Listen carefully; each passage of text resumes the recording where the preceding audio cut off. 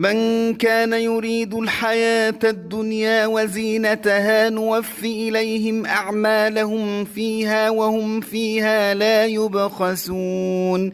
أولئك الذين ليس لهم في الآخرة إلا النار وحبط ما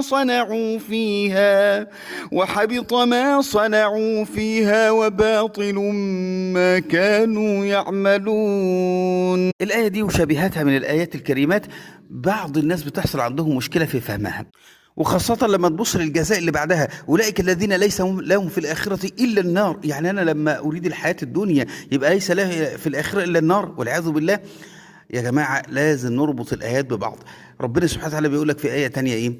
كلا بل تحبون العاجلة. طيب ماشي، وبعدين وتذرون الآخرة. يعني إذا أحببت الدنيا وتعلقت بها فنسيت أمر عمل الآخرة فهذا هو الحب المذموم. يبقى